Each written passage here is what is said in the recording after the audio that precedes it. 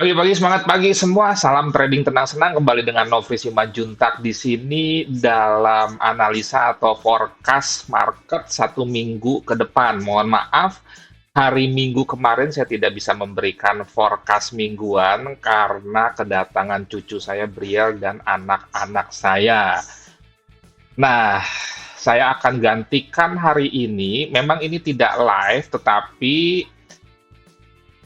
sama saja sebetulnya ya, karena saya takutnya kalaupun live karena pagi ini tidak terlalu banyak yang bisa mengikutinya karena biasanya itu kan malam hari jam 8. Toh ini juga market baru open jam 5, baru sekitar 6 jam berjalan karena saat ini saya rekam jam 11 pagi, masih banyak waktu sampai dengan hari Jumat nanti. Kemudian juga mulai sekarang forecast itu akan saya bagi menjadi beberapa pair videonya sehingga tidak satu supaya tidak terlalu panjang. Jadi nanti habis ini akan ada video-video lain yang tentunya pairnya berbeda karena akan saya pisah-pisahkan. Kali ini videonya kita akan membahas mengenai bagaimana sih market Euro USD satu minggu ke depan, tentunya juga berhubungan dengan dolar indeks.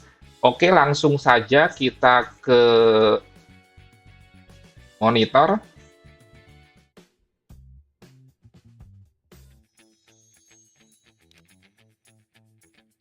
Yes. Kita ngopi dulu sejenak.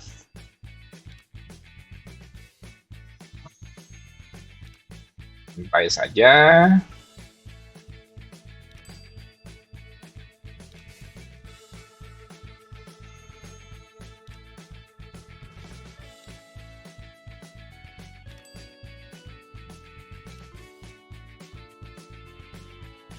Oke, kita mulai dari DXY. Seperti kita ketahui, DXY atau dolar index itu merupakan indeks dari mata uang US dollar terhadap 6 mata uang, jadi bukan terhadap gold, dan porsi terbesarnya itu sekitar hampir 60% terhadap euro, sehingga biasanya kalau dolar indeks menguat, maka pair euro USD itu akan turun tentunya. Kalau misalkan dolar indeks melemah, pair euro USD akan naik. Kita seperti biasa mulai dari weekly karena baru closing hari Sabtu dini hari WIB lalu. Kalau kita perhatikan dolar indeks mingguan itu sudah beberapa candle tertahan di area resisten ini dan ini sudah saya sampaikan di forecast-forecast sebelumnya ya. Jadi sudah sangat lama nih. Bentar.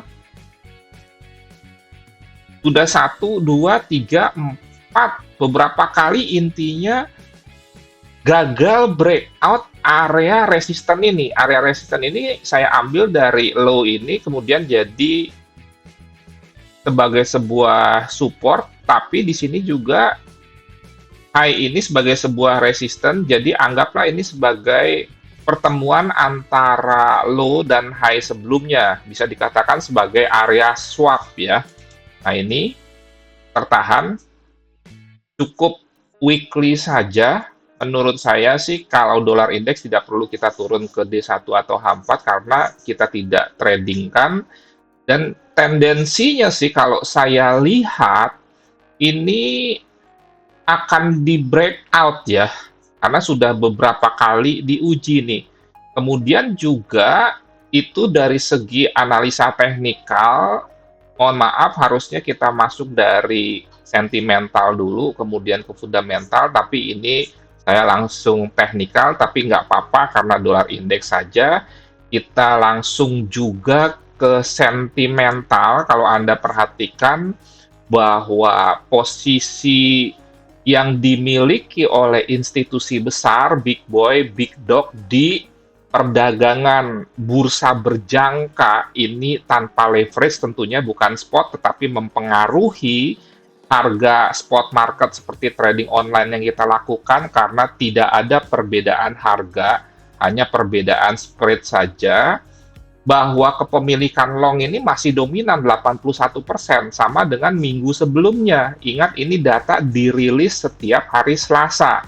Nanti kalau kita kaitkan dengan NFP, di mana dolar mengalami penurunan itu merupakan sebuah koreksi, maka itu belum termasuk di data ini.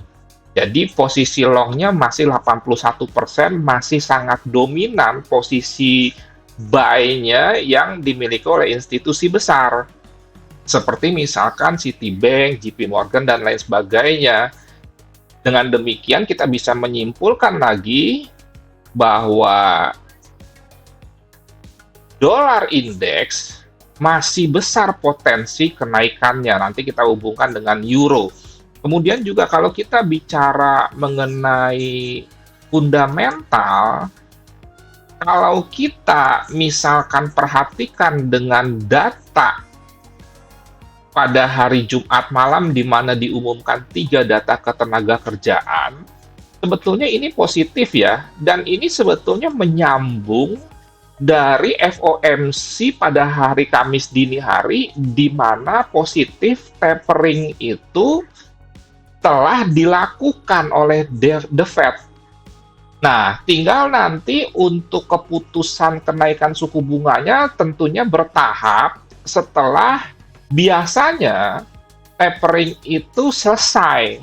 Ingat, tapering itu beberapa tahap, karena stimulus itu pun beberapa tahap, jadi nggak langsung. Baru nanti pelan-pelan suku bunga akan naik, tentunya setelah ekonomi membaik, dan itu didukung oleh naiknya inflasi. Tapi bukan hanya inflasi, karena kalau inflasi naik tapi pertumbuhan ekonomi tidak terjadi, seperti misalkan bagusnya data-data ketenaga kerjaan, kemudian bagusnya juga PDB, produk domestik bruto, maka itu yang disebut dengan stagflasi. Inflasi naik tapi pertumbuhan ekonomi tidak naik. Saat ini para pakar melihat bahwa China kemungkinan terjadi stagflasi, tapi itu dalam bentuk kemungkinan. Kemudian kalau Anda perhatikan, 3 data ini sebetulnya relatif bagus ya, di mana bahwa tingkat pengangguran itu diprediksi 4,7, ternyata menurun. Bagus dong kalau tingkat pengangguran menurun menjadi 4,6. NFP-nya sendiri, ketersediaan lapangan kerja atau upah yang dibayarkan, itu juga naik. Nah, kemudian kalau upah buruh per jamnya memang turun dan memang diprediksi turun dan hasilnya memang turun. Jadi, secara prinsip terutama kita lihat 2 data ini bagus, cuma memang hasilnya bahwa USD melemah. Menurut saya itu merupakan sebuah aksi profit taking setelah para institusi besar melakukan aksi buy yang cukup besar sampai 81% ini kan. Nah, biasanya sih itu merupakan sebuah koreksi karena data-data fundamentalnya semua bagus. Kita lihat saja nanti apakah minggu ini dolar akan rebound. Apa sih rebound? Rebound itu kembali ke major trend-nya, dan kita sudah tahu sama tahu kalau bicara mengenai analisa teknikal, itu sebetulnya sama atau sejalan dengan sentimental dan fundamental, khususnya pada kasus dolar indeks ya. Ini ya, misalkan kita turunkan ke daily, ini naik. Naik, kalau kita lihat, terjadi 3 puncak, 1, 2, 3 yang naik. Kalau kita hitungnya dari yang terakhir, 3 lembah yang menaik juga, 1, 2, 3. Sehingga sekali lagi, penurunan ini kan terjadi di hari Jumat ya, ini hari ini. Kemudian ini kan hari Kamis pada saat tapering diumumkan terjadi. Ini masih sekali lagi dalam kerangka koreksi, apalagi kalau kita lihat di sini kan ada bearish engulfing. Sekarang kita langsung saja masuk ke Euro USD. Oke. Masuk ke Euro USD. Weekly, kita mulai juga dari sentimentalnya. Nah, ini sentimentalnya bahwa kepemilikan short pada euro itu mulai dominan walaupun menurun. Artinya kalau shortnya menurun, longnya naik.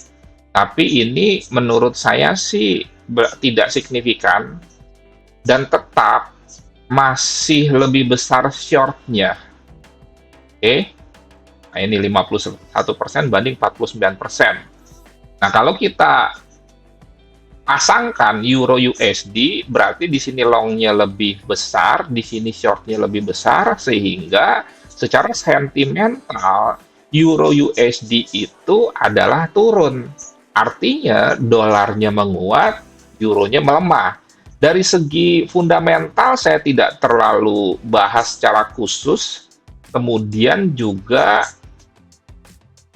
umumnya saja bahwa ekonomi euro sendiri sebetulnya sudah mulai membaik. Nah, cuma tetap saja tidak sebaik Amerika, intinya seperti itu. Kemudian kalau kita perhatikan juga, minggu ini tidak terlalu ada data yang signifikan menggerakkan market berkaitan dengan euro. Kalau berkaitan dengan USD ada, di mana di hari Rabu jam 8.30 malam. Ingat ya, saat ini market sudah DST off, opennya jam 5 untuk forex. Nah, ini juga nanti data-data di Amerika itu akan menyesuaikan diri. Kalau Anda perhatikan, sebelumnya kan data-data Amerika dirilis jam 7.30. Mulai minggu ini menjadi 8.30. Kemarin NFP masih 7.30. Nanti bulan depan, Desember, NFP sudah menjadi 8.30. Dan ini juga sudah 8.30 CPI ini. CPI itu apa? Inflasi ya. Kira-kira seperti itu. Jadi ini yang perlu dipantau. Kalau ini kita perhatikan momennya apa, karena nggak semua speak dari gubernur bank itu penting. Ini cukup penting ya, karena berkaitan dengan event yang diselenggarakan oleh The Fed, kemudian BOC, BOE, dan ECB. Jadi 4 bank sentral ini mengadakan event dan masing-masing gubernurnya bicara. Kalau kita lihat mungkin dari sini ya. Dari sini nih. Sorry, bukan dari bentar ya. Nah, ini ini minggu lalu. Nah, ini. Ini kan dari BOE nih, kita lihat eventnya. Nah, ini. Itu event bersama nih sepertinya. Ini juga nih. Kemudian The Fed dan juga ini BOE, ini The Fed, ini BOE, ini BOC Kanada dan ECB. Jadi ini cukup penting untuk dipantau. Oke, itu sudah sentimental fundamental supaya terstruktur. Sekarang kita masuk ke teknikalnya. Bagaimana sih kira-kira Euro USD ke depan? Nah, kalau Euro USD weekly itu justru dia tertahan ya di sini ya, di area sini.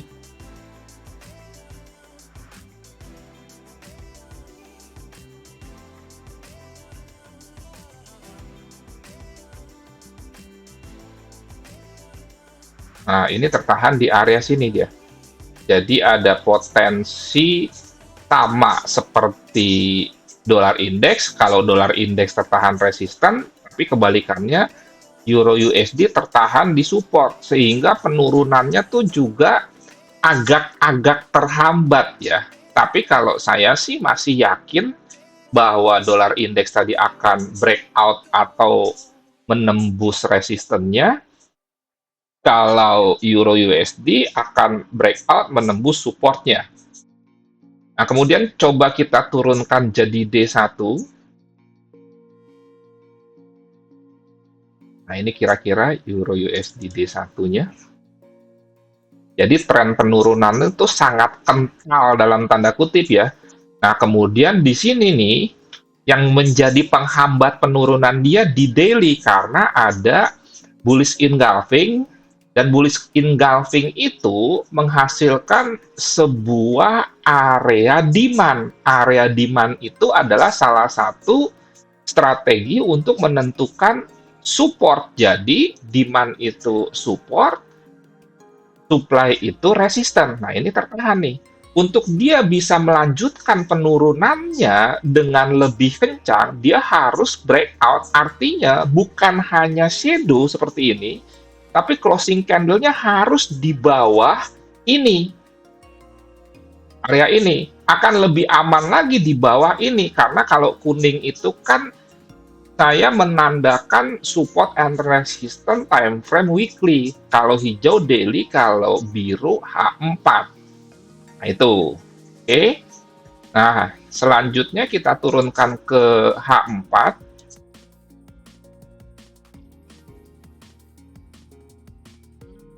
Ini minggu sebelumnya ya, kena area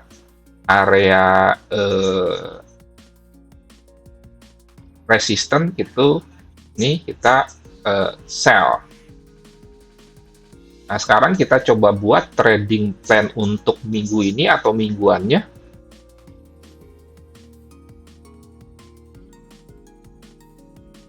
Kalau kita melihat tren di H4 pun masih turun ya. Jadi seragam nih. Sentimental, fundamental, teknikal, Euro USD turun. Sekarang teknikal. Weekly, daily, H4 seragam turun. Jadi kesimpulannya apa? Kita sederhanakan untuk mencoba entry sell. Dengan demikian, karena prinsip kita adalah follow the trend by bidding, follow the trendnya berarti sell, biddingnya itu nawar, kita mencari resisten-resisten kuat. Untuk mendapatkan resisten-resisten kuat, kita cari dulu resisten-resisten yang mungkin. Jadi baru kita peras dalam tanda kutip atau kita filter dari resisten-resisten yang ada, mana nih yang kuat. Resisten kuat menurut saya adalah yang menggunakan beberapa metode menentukan support dan resisten, ada 6, itu Anda bisa tonton di video saya, Anda search saja support and resistance Nofri Simanjuntak, Anda nanti akan ketemu. Kita lihat sekarang resisten-resisten yang mungkin terjadi dulu. Oke, ini diabaikan karena ini minggu lalu. Kemudian ini, kalau saya perhatikan, ada potensi yang disebut dengan falling wedge ya. Jadi hati-hati jika ini di breakout ke atas, maka terkonfirmasi falling wedge. Falling wedge itu adalah jatuh, kan falling jatuh, yang menyempit, karena wedge itu biasanya menyempit. Kalau melebar itu namanya broadening. Dan sekali lagi, kalau Anda mau tahu chart pattern, Anda ketik lagi chart pattern Nofri Simanjuntak. Anda akan banyak mendapatkan pelajaran tentunya. Nah, jadi ini konfirmasinya kalau breakout ini, makanya ini dipantau. Sehingga sebetulnya ini merupakan sebuah resisten juga. Makanya sekarang kita lihat di sekitar sini ada nggak resisten-resisten lain supaya dia menjadi kuat. Dan susah atau sulit untuk di breakout ke atas sehingga kita bisa entry sell. Itu dasar logikanya. Nah, kalau kita misalkan bicara Fibonacci, wave terakhirnya itu adalah ini. Sehingga kita bisa tarik dari kiri ke kanan, tentunya ini menjadi menurun. Dan inilah resisten-resistennya. Perhatikan di sini ada 50% dan 61,8%, sehingga ini jadi sebuah area resisten. Kemudian juga kalau kita combine dengan indikator, misalkan moving average sebagai salah satu indikator yang sumber indikator-indikator lain, atau saya bilang nenek moyang hampir semua indikator, di sini ada EMA 20. Jadi di sini ada berdasarkan trend line, dan ini ada potensi kalau breakout ke atas falling wedge berdasarkan EMA 20, berdasarkan Fibonacci 50%, dan juga coba kita cari apakah di sini ada area-area supply. Sejauh ini kalau di H4 belum kita temukan, tapi kalau di H1 bisa saja. Nah, jadi sementara kita pantau ini, karena ini marketnya sudah open, nanti kita bisa lihat di H1. Karena kalau misalkan forecast-nya itu hari Minggu, biasanya saya tidak melihat H1. Sekarang kita coba lihat H1 ya. Nah, ini di H1 sebetulnya sudah overbought ya. Dan dia sekarang ini agak sideways. Nah, ini bisa saja dimasukkan sebagai bearish engulfing nih. Nih. Yes. Nah, jadi ini bisa kita tandai. Kalian saja tandainya sampai atas. Dasarnya apa? Kenapa sampai atas? Karena ini history high sebelumnya. Sehingga kita gabung saja ini. Dan karena ini H1, saya biasanya menggunakan warna magenta. Dengan demikian, ini kita bisa memantau ini. Kalau dia naik sampai sini, tapi closing candle-nya gagal menembus ini, artinya tidak ada closing candle di atas harga ini, Anda bisa sell. Dan detail sell-nya itu Anda bisa sebetulnya lihat di channel signal gratis premium, tentunya kalau Anda menjadi member atau tergabung. Kalau Anda mau gabung, silahkan WA saya 0811992989. Oke, jadi sell sekitar area sini ya, jika tidak breakout.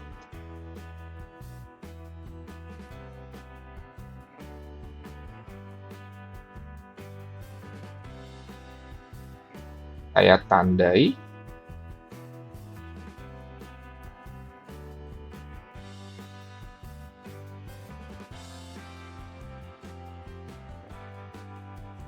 Ini area sell.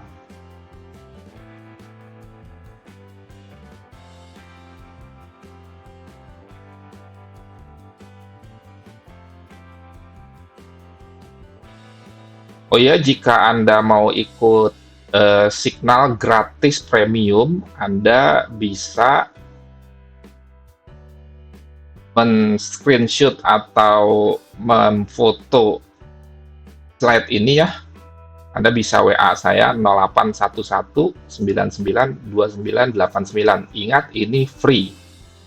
Sama sekali tidak ada biaya, tetapi ada syarat dan ketentuan yang berlaku.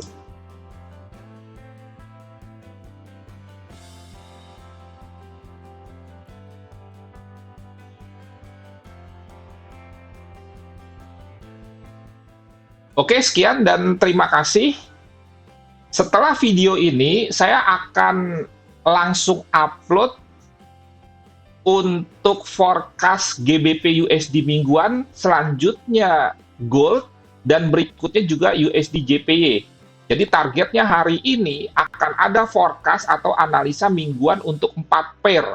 Ini yang pertama, nanti yang kedua mungkin setengah jam lagi itu adalah GBP USD, ketiga gold, keempat USD JPY. Sekian, terima kasih.